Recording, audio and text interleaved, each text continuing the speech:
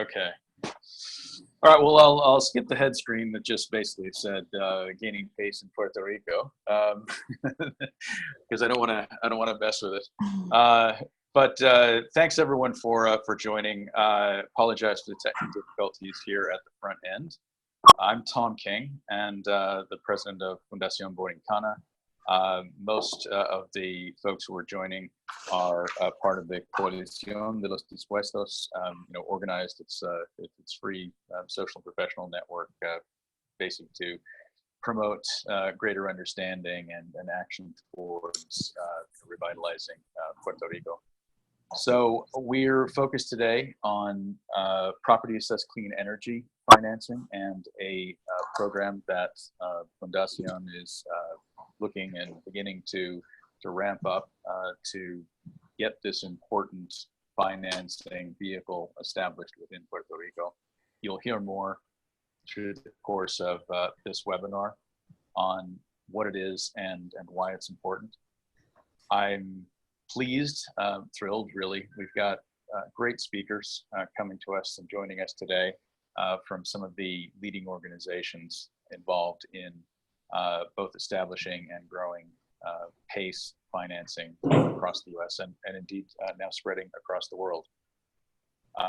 Our lead speaker is Elyssa Rothe, who is Director of Market Development and Business Development for PACE Nation, which is the industry organization tasked with basically making the world safe for clean energy through PACE.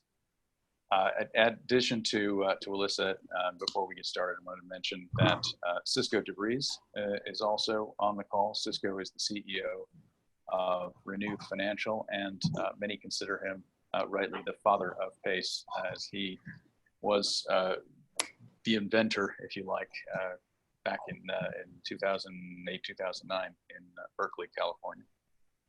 Also on the call is Bracken Hendricks, who is from Urban Ingenuity and is the operator of the PACE program in the District of Columbia. And rounding it out is Michael Yaki, who is head of market development for Clean Fund Commercial PACE Finance. And just I guess let you know, I was actually one of the kind of original I guess contributors, and continue to be a shareholder in PACE, or Clean Fund Commercial PACE Finance. So very, very proud of all of these institutions. So with that, I'm going to hand it over to Elyssa, and I'll blow the screen up so everybody can see it. And Elyssa, when you want the slide change, just say next, and I'll make it happen for you. Sure. Thank you so much, Tom. That was a great intro. Thanks for inviting PACE Nation to speak on this webinar. We're really excited to talk about the potential and the opportunity that PACE can provide to Puerto Rico. I know we're a little behind schedule, so I'll move through my slides pretty quickly. I'll try not to take more than 10 minutes, but if there's any questions at all, happy to answer on this webinar or afterwards. So you can go to the next slide. As Tom mentioned, PACE Nation is the National Advocacy Association for PACE Financing. We're a nonprofit, so we're funded primarily by foundations and by our members to provide leadership, support, problem solving to the growing universe of market participants. And we are also the only entity that collects and aggregates data and publishes that for the community, as well as provides national level networking and convening events and opportunities. So we'd love to have you guys at our events to network with some other community stakeholders and learn from some of our workshops, if that makes sense for you. Next slide. So a little about me. My name is Elyssa Rothe. I am the Director of Policy and Market Development for PACE Nation. I guess the reason we're talking about PACE today is because of the tremendous opportunity for both recovery and for investment within Puerto Rico right now. PACE is a really innovative and exciting way to provide private capital with the security of local government tax structures for clean energy projects, for water conservation projects, and for resiliency in terms of disaster prevention as well as recovery efforts. So this first slide is just a breakdown of in the most basic sense of the word, what PACE is. Stands for Property Assessed Clean Energy. And what we mean by property assessed is the property assessment of a tax bill for a property. So PACE is a way to take private investment and pay it back, pay the financing back to a private investor through the tax assessment line item on a property tax bill using the security of the local government. And this kind of financing can be used for energy, for water conservation, for renewables, and again, for resiliency. Next slide. So the way PACE is implemented and how it works in practice is that a clean energy project, a resiliency project, any type of construction project that is allowable under state legislation would move forward exactly as it would have before PACE. And PACE comes in at the end to finance the project. The lender or the administrator, which I'll talk a little bit more about, alerts the local government where the property is located to add a line item assessment to that property's tax bill.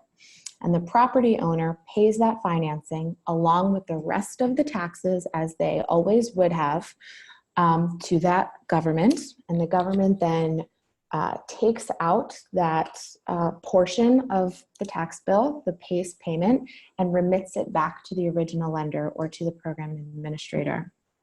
So most of the time, this funding is provided by private capital. There are instances where there are government bonds that are placed to provide the capital, but by placing it on the tax bill, it becomes a very secure form of payment, because if you don't pay your taxes, then your property is at risk. So there's a way to secure the asset, secure the financing without actually having to use government money. In most places, and I don't know the tax details in Puerto Rico, but when you pay your tax bill, it's all or nothing. If you pay the whole thing, or if you are short a little bit, you are delinquent in your taxes, and you are at risk for fees, for interest rates, and potentially if that payment isn't made for a significant amount of time, you're at risk of having your property foreclosed upon. So this is a way to really ensure payments are getting back to the original lenders. And the local governments are excited to, and willing and excited to implement this type of financing structure, because it helps achieve the public policies that they've set out to make their infrastructure more reliable, more resilient, more energy efficient. So financeable improvements really rely on the legislation that's put in place, but most of the time it is any renewable energy efficiency, or resiliency measure that is permanently affixed to a property. So as long as that measure can't be removed from the property and taken out if the property is sold and transferred to a new owner, then it is financeable. Next slide. And again, with the types of building PACE can be used for, it does relate back to the legislation and how it is defined, but typically we are seeing PACE used in the commercial sector the most, in the US at least, in terms of regionally, and in terms of investment, we're seeing it used on the residential side the most, and I'll talk a little more about that later. Really, the only sector that PACE isn't ideal for are buildings that are owned by the government, and that's because it would be really difficult for the government to place a lien against their own property and then enforce that. And that isn't to say it hasn't happened before, because it has, but that isn't the target building type. Next slide. So there are two steps to getting PACE up and running. The first is to pass legislation, and the second is to launch the PACE program. So that's what these next few slides are going to talk about, how those processes play out in real time. So as we discussed, the PACE uses the tax assessment structure to collect, enforce, and distribute payments. So the very first step is to establish clean energy, or PACE, as a public benefit. Tax assessment districts are established to fulfill a public purpose. Historically, that is why they were established back in the time of taxes coming to be back in 1700s, and it's exactly the same process for sewers. The way you would pay for parks or sidewalks on your tax bill, there would be a line item assessment added only to the property that will be using the financing. They will voluntarily elect to have the PACE assessment added to their property taxes. But to enable that process, the state needs to establish that PACE is that clean energy is fulfilling a public purpose. So the very first step is for the state to pass that legislation that establishes PACE as a public purpose, that establishes that municipalities, local governments, however they choose to set it up, has the authority to establish districts. And there are a few other things that state has to establish in the legislation, but they are open to interpretation. And then the second step is for municipalities within that state to pass resolutions and opt in or enable the state legislation. So that is the legislative process to enabling PACE. And then this next slide will show, once PACE is enabled within the state, how programs can actually launch. So as I mentioned before, an energy project will proceed exactly as it typically would, can collect as many incentives, subsidies, and grants that can help pay for the project. PACE can come in to fill the entire capital stack or just be a smaller part of it. But rather than going for a typical bank loan, funding comes either by a specialized PACE lender or through the government placing or a bond being placed. So the PACE lender then provides the funding to the contractor who would complete the work, or the solar installer, or whoever it is doing the construction, and alerts the local government to add a tax assessment line item to that property's regular tax bill. And the next year, when those taxes are distributed, the PACE repayment is collected right along with the rest of the tax bill. There's no additional paperwork for the property owner. Many times the program administrator will collect a running list of all of the assessments that need to be placed to take that burden off the local government. And then the local government will collect the taxes and enforce the taxes just as they would in any other case, separate out that PACE portion of the taxes and remit it back to the initial lender. Next slide.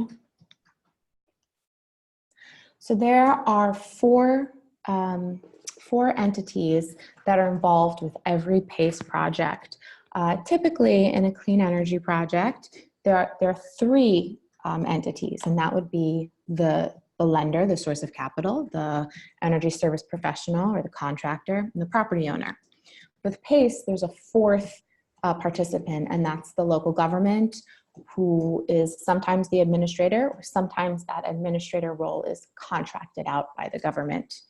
But the role of that administrator is to put together guidelines for the program to determine what types of lenders will be eligible, what types of projects will be eligible, to take that state legislation and interpret it and create guidelines to create a program that has integrity around the energy work being done, around the resiliency work being done, around the sources of capital, and around the reporting that may or may not be required. So once the administrator has created program guidelines and made a program that is investable by the lending community, a financier can come in and provide project capital to that project. So more often than not, the way the flow will work is that the financier provides that capital to the contractor, who then executes on the project and completes the work. And again, alerts the local government to add that line item tax assessment to their property taxes, which the property owner will then receive the following year and make that payment along with the rest of the taxes, which is separated out and paid back to the lender. So the next few slides I'll go through pretty quickly, but we'll talk about the benefits of PACE, why a property owner and why a local government may choose to use PACE over a typical, more conventional bank loan. So the first is that PACE can cover 100% of a project's hard and soft costs. What I mean by soft costs are sometimes there are auditing or benchmarking requirements associated with a project. Sometimes there is remediation that is unexpected but needs to take place before a project can commence. Sometimes there are application fees or reporting fees, and all of those things can be rolled into the cost of the project. What we've seen in the marketplace is a typical bank, depending on the relationship that they have with a property owner, will lend around 85%, sometimes a little more, sometimes a little less. And they will also typically lend for maybe 7 to 10 years, depending on the project. With PACE, every PACE program will cover 100% of the project's costs and will lend between 20 to 30 years. Of course, the term of the loan cannot exceed the useful life of the measures that are being implemented. But as long as there is a lifetime warranty on that installation that is 20 to 30 years, the loan can, or the financing can exceed, can go up to 20 or 30 years. So the reason this is so important, you can go to the next slide, and the reason this is so exciting, part of the crux of what makes PACE work is a cash flow positive aspect. And some programs have required this within the legislation. Some have chose not to, and we can talk about those SIR benefits and drawbacks if you like. But more often than not, what ends up happening is the amount you're paying on your taxes annually to repay this financing is less than the amount you end up saving on your energy bills or on the project that has been implemented. So you actually don't feel anything coming out of your pocket because you've paid, the financing has covered 100% of the project. So every year net, you're actually cash flow positive. And as energy savings continue to increase, which they inevitably will, the savings will just grow because most PACE financings are at a fixed rate for a fixed annual payment. So another big benefit of PACE is that it is what we call transferable. So because it's attached to the property taxes and it's attached to the property, it is not attached to an individual or to a business. So if that property is sold, the taxes and the energy improvement and the savings from the energy improvement and the financing all transfer to the new owner. So there is typically an option to pay that off up front if that is what is desired, but with the right education between the realtor, the property owner, and the people involved with the transaction, PACE can seamlessly transition to a new owner. And that's really important because it's not always clear what the ownership structure of a building is going to look like for the next 20 or 30 years, if that's the term of the loan. But it's nice to know that you don't have to pay that off in order to implement an energy project or a resiliency project. And you can start reaping the benefits of savings right now and not worry about having to pay that off necessarily if the building is sold or there is a transfer in ownership. Next slide. This is a snapshot of what PACE looks like today throughout the United States.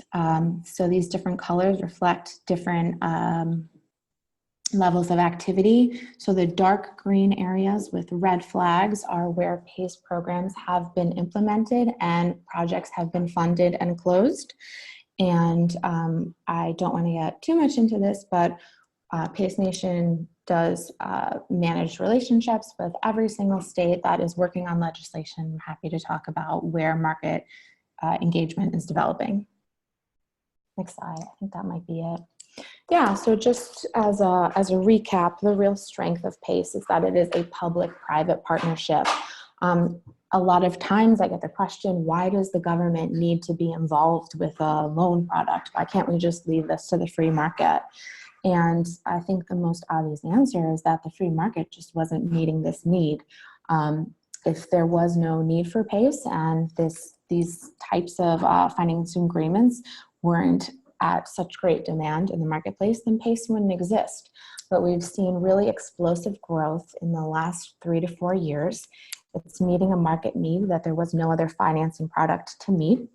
And that's because it really does impact the property owner. It impacts the local government in meeting their own policy goals, workforce development goals, economic development and revitalization goals.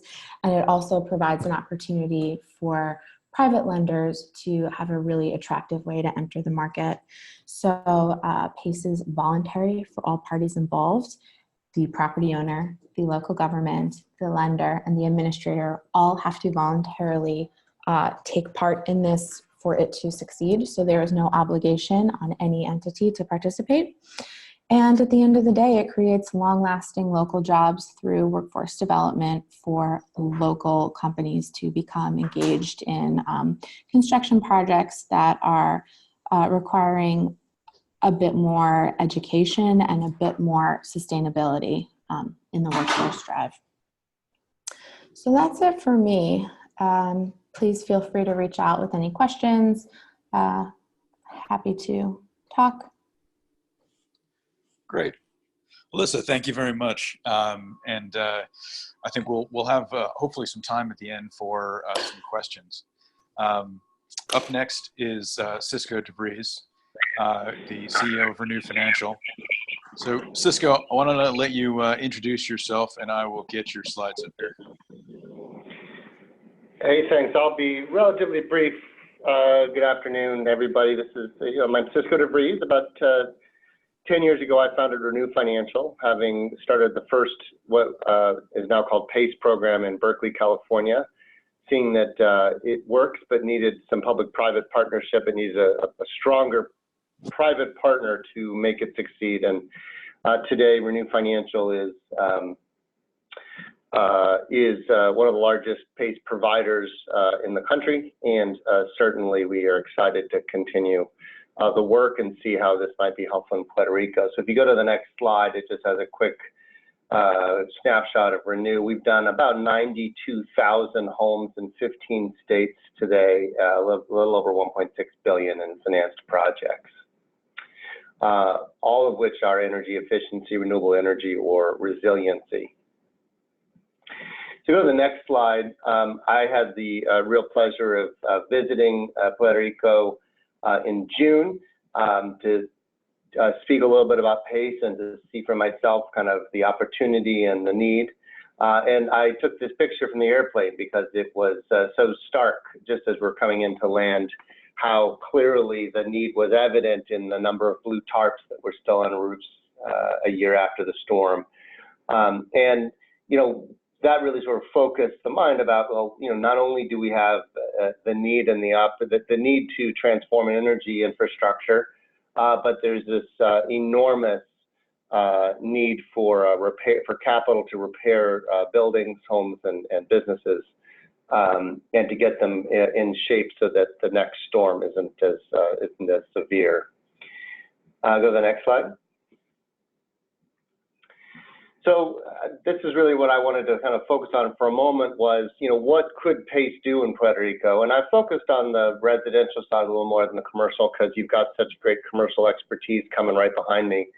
But obviously PACE is agnostic as to the type of building. And that's one of the great opportunities here, is that it's not a one size fits all. It is, what does this individual property need to be safer, to be healthier, to be more comfortable, to save money, and to meet other policy goals that may be set. So this is just, really relating the facts of PACE, and you heard a piece of this from, from Elyssa. This is really one of the most remarkable clean energy financing tools that's shown up. And in fact, the commissioner of the California Energy Commission said, hey, look, California, which is known for a lot of this energy efficiency work, PACE has really become the single most successful tool to promote the upgraded energy in people's homes and businesses in the state.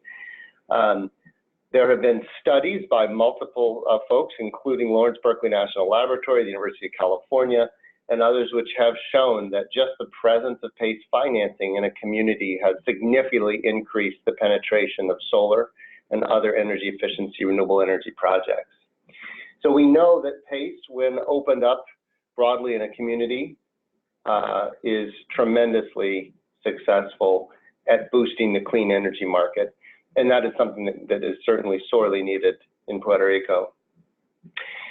And it does that not just by providing an opportunity for folks who could otherwise pay for it, but it really is, PACE has been very particularly helpful in opening the door to folks in low and moderate incomes. And I know this is a tremendous issue for folks in Puerto Rico who were already struggling economically before the storm. A study that was done by the Energy Programs Consortium on behalf of the National Association of State Energy Officials out of Washington, D.C., took a really hard look at PACE in California and said, look, this is the first time we've seen a loan program that provides financing to a large number of low to moderate income families. About 30% of borrowers are from low and moderate income areas. So that is, again, a great opportunity here, is to democratize access to both clean energy and to resiliency measures. And that gets to my third point here, which is the storm.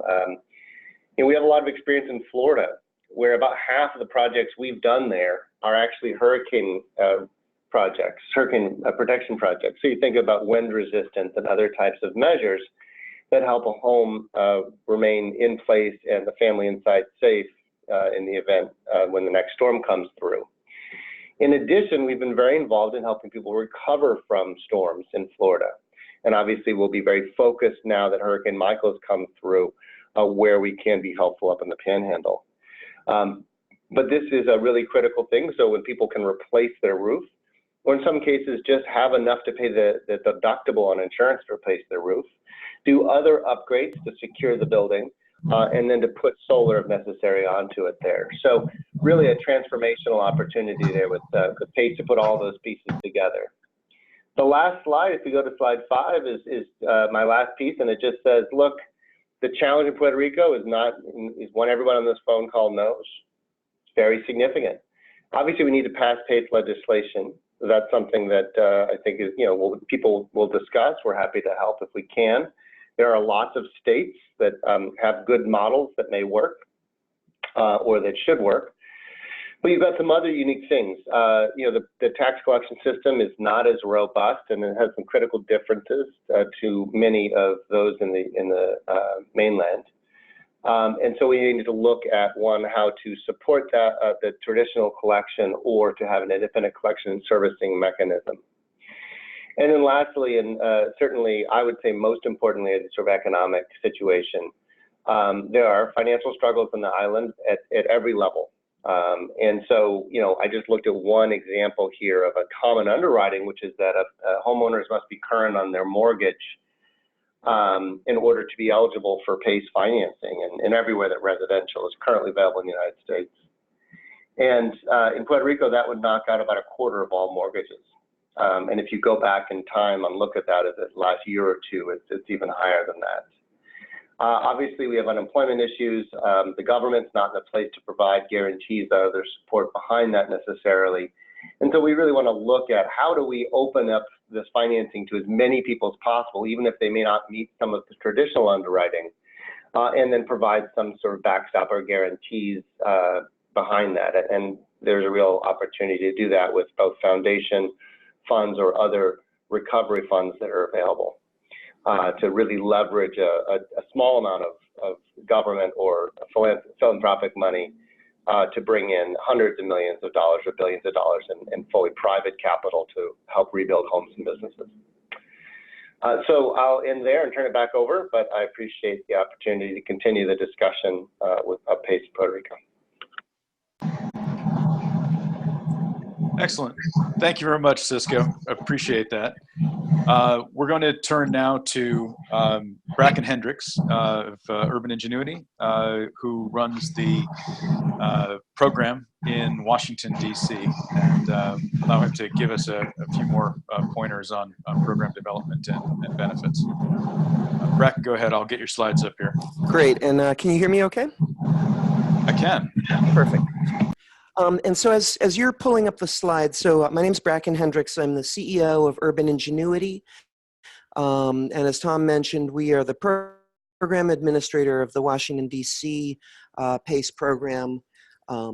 Certain commonality just in that we are, not a state, not a locality. We're a territory, if you will, of the United States. So there's certain commonality in terms of our legal structure with what's happening in Puerto Rico. In Washington, D.C., my company is called Urban Ingenuity, and we are a private administrator to the district government. And we are both running the program in the district, and in Washington, we've done a number of things that were efforts to use PACE as a tool in the service of economic development that have been pushing the use of PACE as a tool for structured finance. We did the first project that was using PACE in the context of low-income housing tax credits. We also have done the first use of PACE funding where we brought in tax-exempt dollars to fund the PACE note, which I'll talk about again in a moment. But there are ways to use the tools of municipal finance and the security of PACE to great effect that I think could be extremely important in Puerto Rico. So I just want to talk for a minute about how PACE looks in action and how it can be a tool for creating credit enhancement, building on some of the kind of the policy context that both Cisco and Elyssa were discussing. So you can jump to the first slide here. In the district, I just wanted to show you a few different projects because I'm very kind of organized around transactions and how PACE works as a financial tool. The upper left-hand project is one of the largest PACE projects that's been done. It was about $25 million that went into a stadium for the district's Major League Soccer team, the DC United. And this was a highly sophisticated structured finance deal with multiple layers of debt, multiple layers of capital investment, sitting on top of a long-term ground lease of property that was owned by the district. But what we were able to use is that tax security of PACE to turn this capital budget expense into an operating expense. We brought in third-party funds to fill a gap in the capital stack for the team. We paid for a lot of the structural work on the canopies in order to put on solar. We paid for a lot of stormwater retention, LED lighting throughout. It's a LEED certified stadium. But what we did was we basically filled those gaps and we displaced equity or mezzanine debt, but in this case it was equity. So we were driving out 12 and 14% money with 6% finance. So when the commercial bankers that were putting the deal together understood it, they said, please, let's put PACE first in line and use as much of this capital as possible. But we also de-risked the transaction by credit enhancing it, by attaching it to the deed rather than the credit of the borrower. Below that is a very small retail establishment. It's a solar installation for a local brewery. The same logic that applies of filling a capital budget gap with a new operating expense and providing 100% financing is extremely attractive for local business that's looking to do business improvements and may not have the immediate cash on hand. The upper right is a very interesting project. It was a public charter school public charter schools and many community-based organizations are really limited in terms of how much debt they can take on by the available capital resources that they have. And in this case, the budget is set on a per pupil fee and is never going to go up. So their operating income was fixed. So what we did with PACE was we were able to give them additional money for their capital budget and drive down their operating costs. So for the same operating pro forma, they could buy a better building because they were using the future energy savings to pay for mechanical equipment, roofing, windows, these sorts of things. And then the bottom right corner where it says welcome home is one that we're exceptionally proud of. It was the first use of a tax-exempt PACE. And we brought in tax-exempt dollars at an extremely low interest rate. It was a couple points below a traditional taxable PACE offering because this was a tax-exempt owner. And so they were already doing a municipal bond financing for the acquisition and rehab, but they were about $2 million short.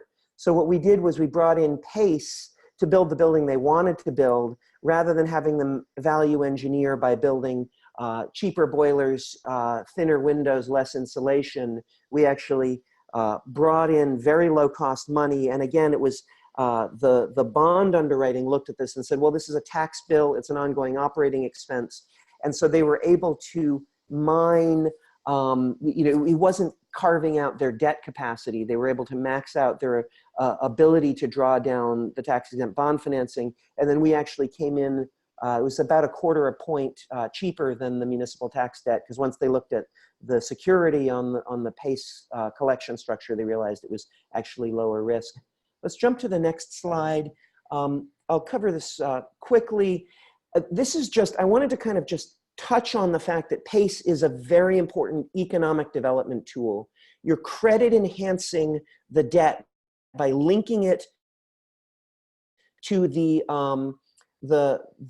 property itself rather than the credit of the borrower. And in an economic climate like Puerto Rico, where there's a lot of issues about bond ratings, where there's a lot of issues about over leverage among consumers and businesses, attaching the credit to finance improvements to the real estate itself is a very attractive strategy, and PACE is uniquely designed around this. It also simplifies the underwriting because it's really built around the cash flows of the asset. So if people are paying energy bills anyway, they're paying their real estate taxes anyway, this is a very clean way to finance it. And I realize there are issues about securing these basic kind of municipal functions as well, but I think they're very addressable from the bit of looking I've been doing in Puerto Rico. It also eliminates personal guarantees. A lot of times, the case of DC United, a big piece of the debt that they were going to be providing that PACE displaced was secured by the cash flows of the business or secured by the team itself. And PACE, again, by tying it to the asset, is very attractive. Elyssa talked a little bit about how it can be cash flow positive. You're actually in a perfect situation, and I think this would apply a lot in Puerto Rico where energy costs are high.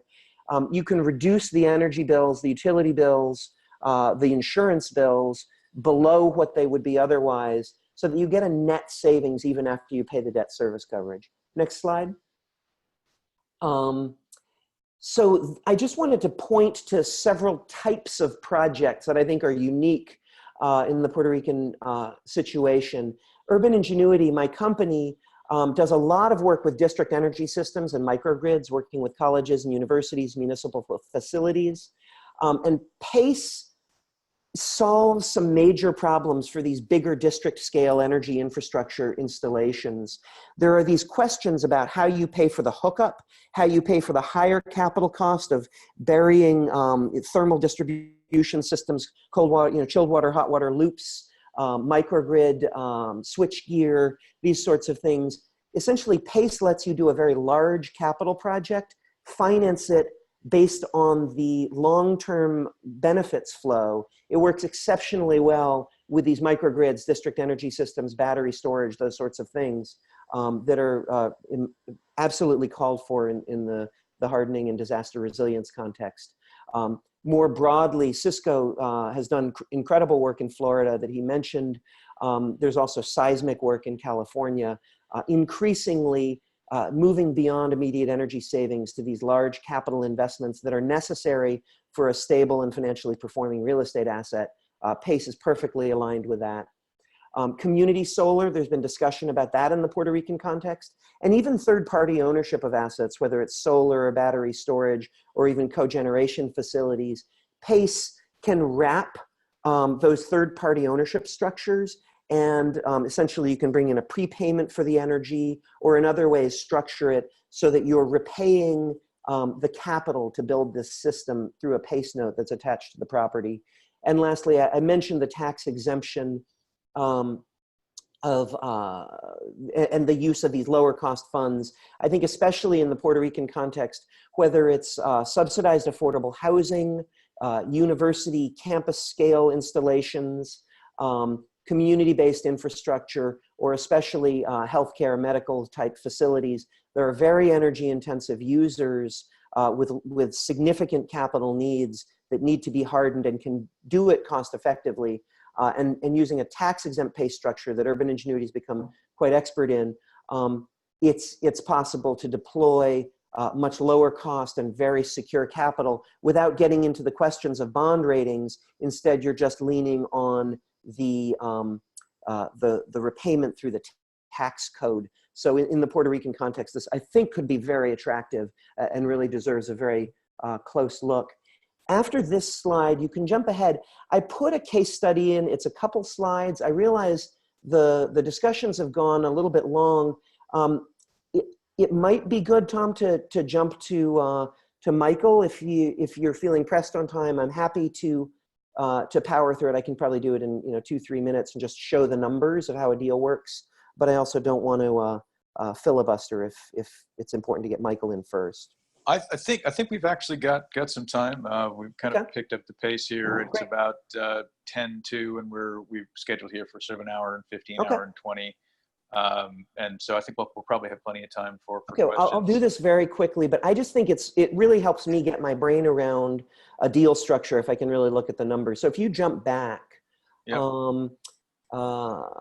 yeah, there you go. This is based on real numbers from a real project we looked at. It was a gut rehab of a very large affordable housing, low-income housing tax credit financed property. And they had this $2 million gap in their sources and uses when they put together the acquisition, the rehab, all of the soft costs for design and engineering and legal. And so they were basically scratching their heads and just kind of delaying. They were looking at value engineering, putting in cheap and inefficient equipment. And we came in and looked at how a tax-exempt issuance of PACE could fill this need. If you click it again, it'll just show you filling the sources and uses one more time here.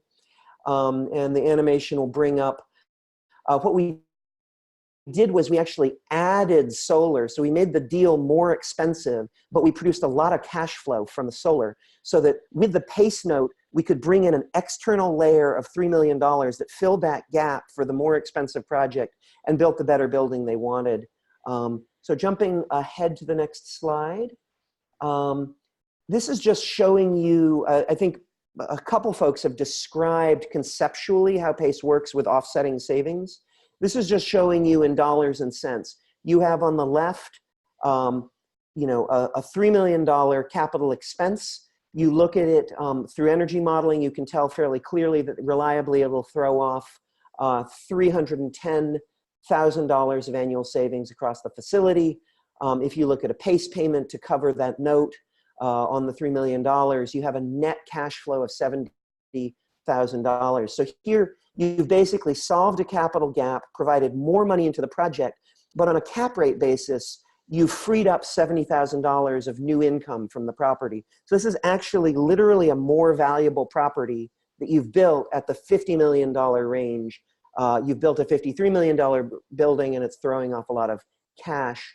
And then if you jump to the last slide here, this is just showing, this is a financial sort of a CFO kind of analysis about the deployment of internal funds that we see a lot as we talk to property owners. When they're looking at energy improvements, they're seeing the $3 million investment and they're saying, yeah, I could get $310,000 annually, But if I really follow through, just running through this self-funded scenario, in year one, I am very substantially net negative because I've only begun to pay myself back. And if you look at the net present value of those cash flows 5 years, 10 years in, you still haven't fully repaid that upfront capital investment. So you end up with a negative return on your investment over 5 years, and you're only barely breaking even after 10. If you flip that and you're not putting in your own cash, you're building the building you want, you're giving up a number of those operational savings, but you've used this money to displace much more expensive money as well. We didn't even count the financial savings.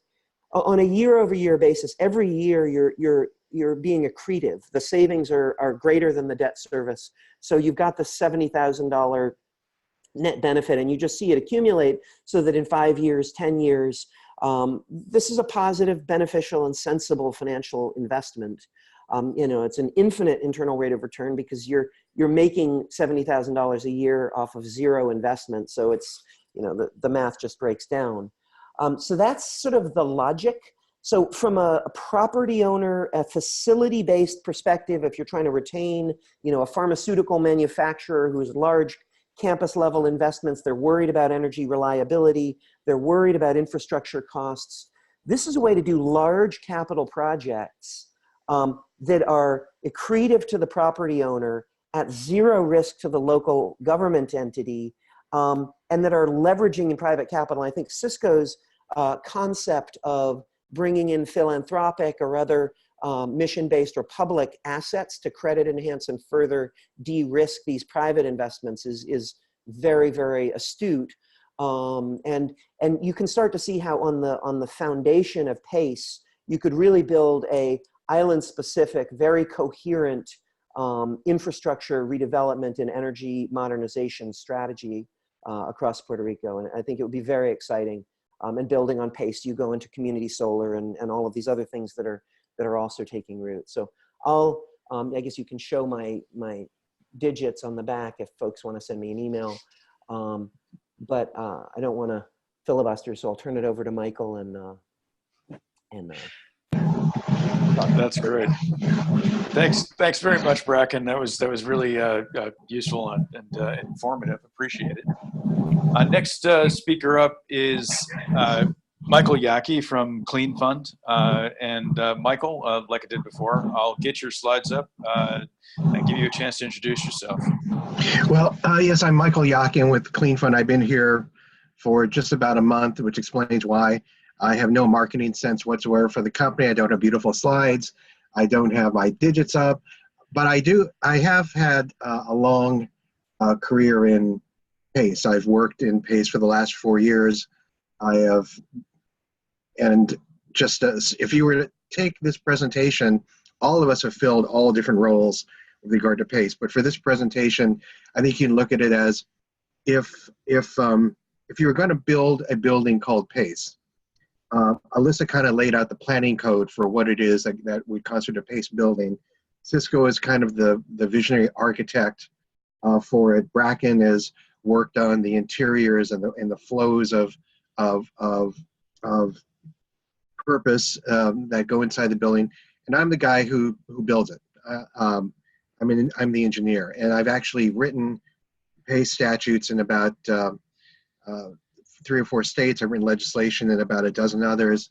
I have worked on implementing programs and opening markets throughout. So when Thomas talked to us about doing this webinar for Puerto Rico, I decided to focus much more on the practicalities of when the rubber meets the road, when you want to do what Bracken and Cisco have said, there's a sort of way that you need to do it. And I'm going to talk about what it is that way is. Puerto Rico does not have PACE enabling legislation. They have various forms of security that you can use that some people have called PACE-like, but it's not PACE because, as Elyssa told you, they're very specific requirements. Probably the key one for the purposes of getting capital markets involved on both the residential and commercial side. And as an aside, I did residential for 4 years, and I'm doing commercial now. And they're very different, and they're very much the same. They're the same in terms of sort of the key things that you need in order to make PACE work. You need to ensure that you have a tight definition of what the PACE assessment is. It has to be non-accelerating because for practical purposes, it runs with the land. It goes until the term. For an issue like lender consent in the commercial arena, you need to be able to tell a banker that in the case of a default, it's only the uncollected payment, not everything that's left over that gets accelerated in. It has to be non-extinguishing. In other words, the security has to be perpetual until paid. And it should be pari passu with taxes. You can kind of play with that a little bit, but it still has to be characterized as in the family of taxes for a community. Also important, you need to understand the property tax structure of the jurisdiction you're going in, because again, the capital market wants to know how secure is this asset. If you do a PACE assessment on a property, the capital markets are going to want to know how secure is that lien on the property. How is it treated through the delinquency and foreclosure process? What is that process? How long does it take? To whose rights are they assigned? Are there tax lien certificates sold, etc.? Those are very important things that all go into the calculus of what kind of rating you would get from an entity if you securitize these at the end. The program district, you need to define what the scope is. Elyssa laid out a bunch of different options, but you need to find a program that fits for your particular community or state or commonwealth. So that's another thing. And then finally, you have to define the program characteristics. And it's important to do this. You see often in PACE legislation that people just do cut and paste from one statute to another. And cut and paste is not a great idea. There's a reason why there are 34, 35 states now that have passed PACE legislation, and only 19 to 20 actually have any programs, and that's because of the quality of the statute. And even of those 19 or 20, half of them had to have their statutes amended to make it work. And of those, a lot of those are cut and paste and perpetuate some of the same problems that have been seen in other statutes around the country. And a lot of this depends on, so you need to be very careful about how you define what eligibility is. And as Bracken and Cisco pointed out, there are issues with the cut and paste method if it were applied to Puerto Rico, because most of the guidelines for property eligibility across this country would knock out a large proportion of the population in residential, and I'm not too sure what commercial would be, but I suspect there might be some associative effect there. The underwriting characteristics, again, also very important. Depending on what kind of debt people carry on the property, you want to make sure you don't impose too much restriction there. And again, cutting and pasting can get you in trouble. Qualifying improvements, you want to make sure that they're for that area. So energy, water, renewable, hurricane, obviously come to mind. But again, how you define that, how you create a capital market structure that actually works. Does it apply to new construction? Well, given the state of Puerto Rico, it should. But a lot of people cut and paste language that says retrofit and repair, and then you have government officials who say, well, that obviously can't apply to a gut rehab or new construction because it's not retrofit and repair. These are the kinds of things that are very important in ensuring that you have a PACE statute out of the box that people like Bracken can use in order to do it. And part of that is ensuring that you don't overly restrict how it gets done and what it takes to obtain approvals. Let's go to the next slide. So I'm going to be really brief because this is just sort of how I. So because I'm never short of having opinions, I think that if you're going to do it in Puerto Rico, you should do a Commonwealth-wide district. It's about the same. It's a little smaller than LA, a little bigger than Chicago, both of which are their own PACE districts. There are, 78, 79 municipalities in the Commonwealth. That's too many to deal with for opt-in. It would take too long. It's just, it's cumbersome, and you don't need it. I think it's perfectly appropriate to define the territory for PACE as a statewide, a Commonwealth-wide district. You should look at third-party administration, especially because, as has been pointed out, there may be some issues about whether CRIM is the appropriate collector or not. You want to do off-bill collection. You want to find out if you can, what kind of assignment of rights you can give to third-party providers like Clean Fund, Petros, Greenworks, whatever, because again, that goes to enhancing the attraction of the capital markets to come to Puerto Rico. Bracken's talked about others. These sort of go to the guts of the guys in New York who sit in cubicles and punch numbers. And if you're going to do off-bill collection, which is not as preferred as on-bill from a rating agency point of view, assigning the full rights to the PACE financer helps mitigate that. Finally, I think you want to look at having, as I said, permissive program characteristics that give you the ability to be flexible. Bracken's program in Washington, D.C. Is very flexible, but a lot of that is because of Bracken's own creativity and vision for how PACE can work. But so a lot of, again, on cut and paste, you have to be careful. You might cut and paste in something that may not be appropriate for Puerto Rico in terms of energy audits, because I don't know what the market for energy auditors is there. You have to look at how you measure savings. Again, because of the cost of capital, the cost of whatever, you need to be careful about that. You want to look at underwriting with maybe a little bit of a lighter touch, so you can use this as the economic development tool it can be, and not as just a super premium type of financing. And these are all things that go into how you consider building the statute for Puerto Rico. And I think all of us here are people with experience in this. We're all here. We want to help. This is not just a purely financial issue. In my other life, which I am on the U.S. Commission on Civil Rights. I've been on it for 14 years, and one of the things we are looking at is the response of the United States with regard to the United States government with regard to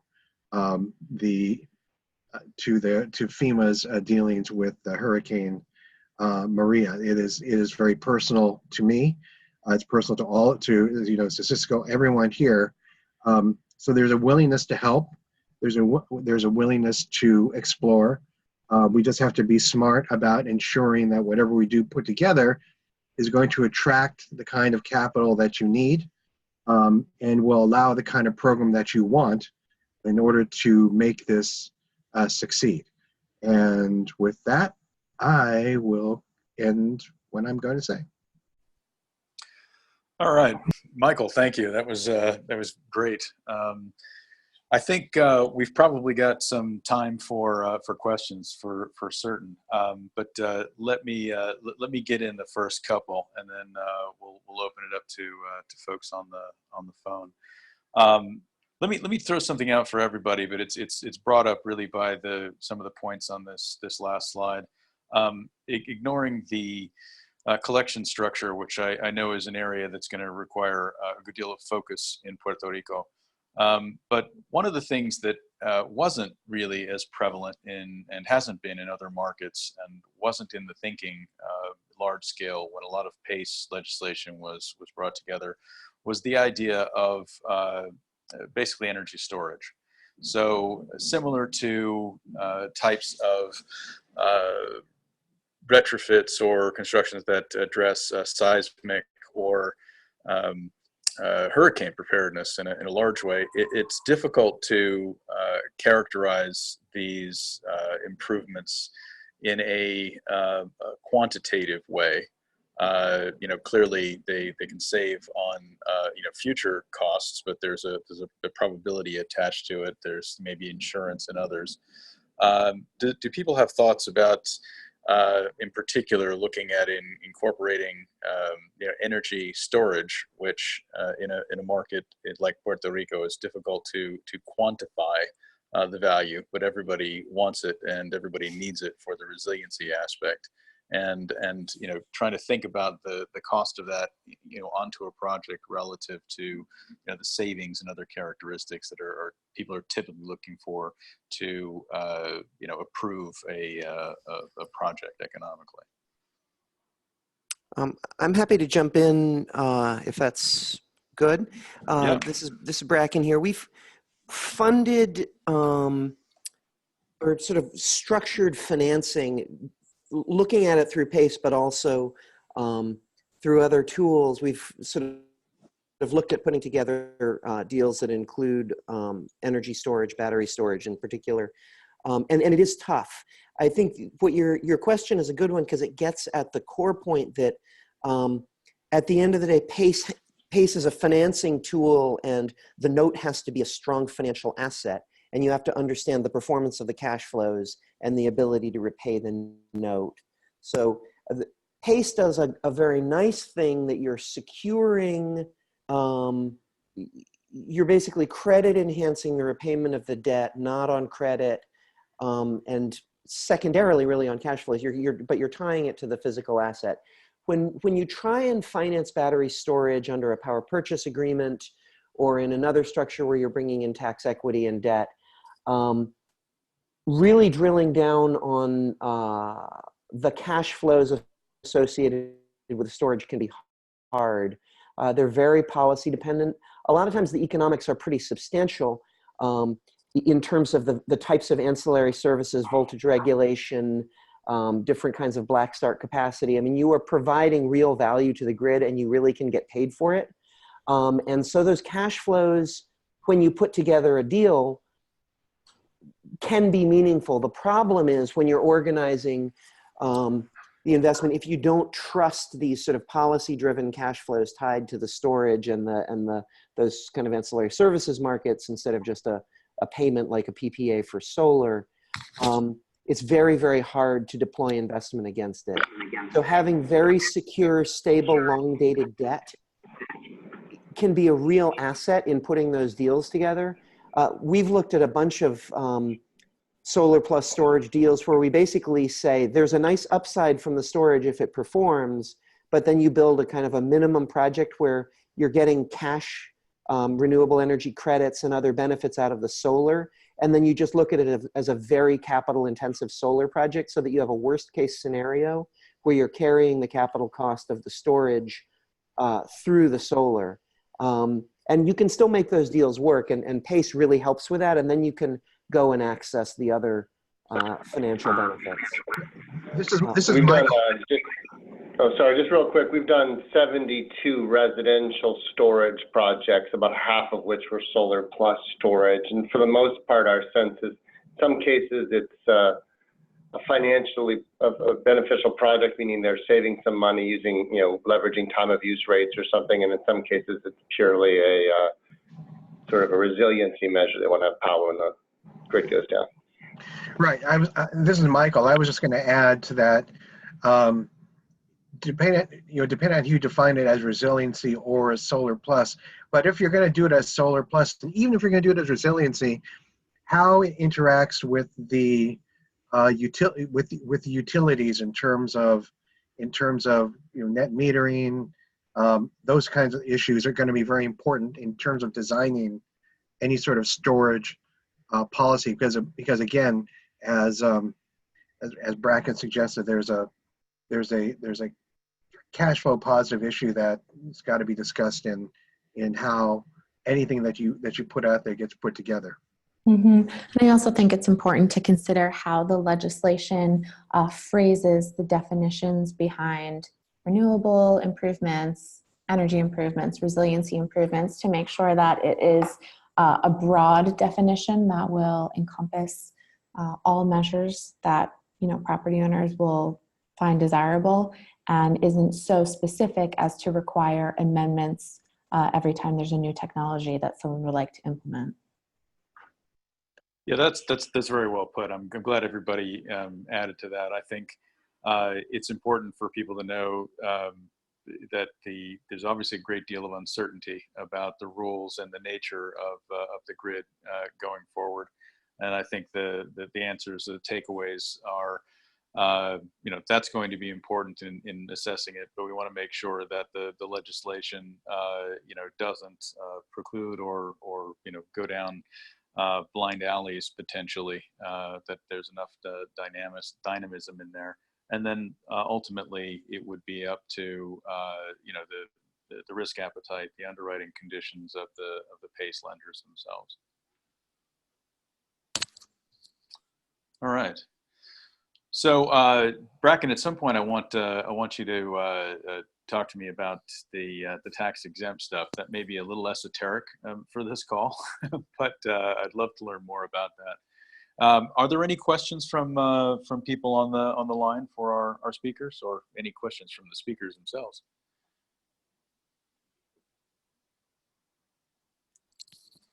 But while folks are formulating questions, I just want to flag, I think Cisco's comments about the residential PACE market, and even in the storage discussion, moving to these smaller installations at the home level is really smart. And I know this conversation is largely moving towards commercial PACE, but what we've really seen nationally is, companies like Renew and the residential market has taken off very rapidly because the consumer need is so great.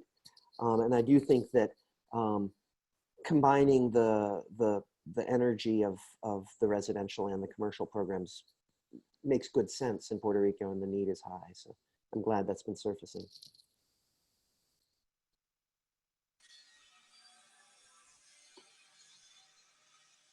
Do we have any questions from participants? You can, I think, take yourself off mute and ask them now.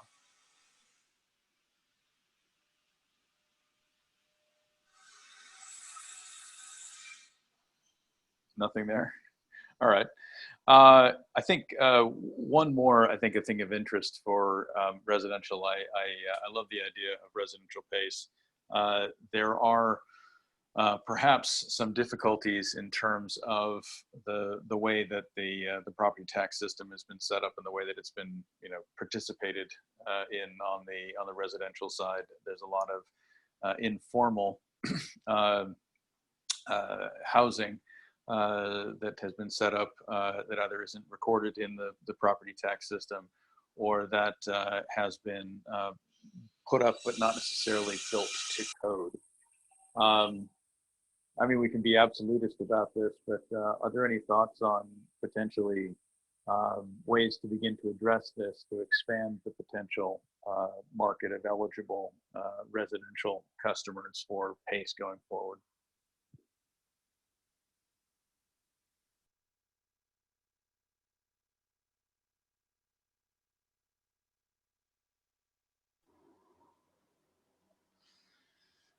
Nobody jump in there. Okay, well, that's one we got to figure out. Well, so one thing that I think is maybe a little broader than just the specific residential, and the enforceability of the tax bill, the kind of the effectiveness of the collection and remittance mechanisms in the local government and tax systems is really, that's the name of the game. That's the security. That's why the pricing is efficient with PACE, because you're basically creating municipal tax debt, and if that debt is good, that's the risk of repayment. One thing that I think PACE could do uniquely, I see PACE solving a lot of things that are currently difficult in Puerto Rico. So, like, to the extent that I know you've talked in the past, Tom, about the Texas program design. In the state of Texas, the collection and remittance of the tax bill for the PACE note is done independently by private servicers. It's not done through the locality. And I think there are ways where the security can be made good by doing that, external private billing to pay down the PACE obligation. You still do need to look through to the local government enforcement, and you need to know Right. that all of the policies underlying tax collection at the end of the day have consequence. But I think you could cut away a lot of the problems with sort of existing challenges in the current bureaucracy, and PACE could help bring a certain professionalization to that could be very beneficial. But as Bracken said, this is Michael. You have to look through to the enforcement process, and if the enforcement process also has issues, then the capital markets are going to be very wary about coming in. One state, which I won't name, has many cities and counties that are essentially under state receivership because they do such a poor job of collecting and enforcing property tax delinquencies. It's going to be interesting when and if PACE goes to that state, how the capital markets will react to it, because on its face, it's a state that looks like a great market, but on a micro level, I know that there are a lot of communities where the enforcement mechanism has been essentially put in receivership because of the poor performance of the locality. So it's one of those things where you're gonna have to dig down, and part of that digging down is part of the due diligence that anyone will have to do with regard to how you structure a program. You could do the Texas off-bill model, but off-bill is only as good in the end as the willingness and ability of the county to enforce when a delinquency occurs. Great, thanks, Michael. Yeah, I think in Puerto Rico, some of those similar issues will have to be addressed, and it'll be interesting, I think, to see whether in fact this ability to do these types of financings of the program actually drive more people to pay their taxes. Well, but that's also why, quite frankly, I brought up the assignment of rights section, because in Connecticut and in Massachusetts, they essentially give the PACE holder, the bond holder, the note holder, the right to take enforcement into their own hands and enforce it as if they were stepping in the shoes of the local government. That's it's unique to just 2 or 3 states, but it is unique because of the experience in collection in some of those jurisdictions. So that may be a way to mitigate any problems you may see, and if that kind of characteristic exists in Puerto Rico. Exactly. Excellent. Well, I think we're coming to the end of the time here. I wanted to thank everyone for joining, and in particular our speakers for contributing their knowledge and experience. I'm hopeful that all of you will continue to work with us as we begin to get this program set up and going, working on the legislation and establishing a program here in Puerto Rico. For any who are on the phone who are based in Puerto Rico, I will be hosting, I'll be having a meeting of interested parties on the local level next Wednesday at 3 p.m. at the offices of McConnell Valdez in San Juan. If you're interested and able to attend, would love to have you come by. Just send an email, let me know that you're interested in joining the meeting next Wednesday, and I will make sure to get an invitation out to you. All right, any last words from anyone?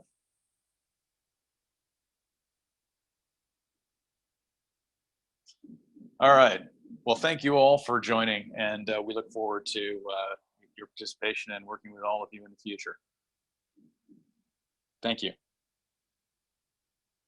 Thank you.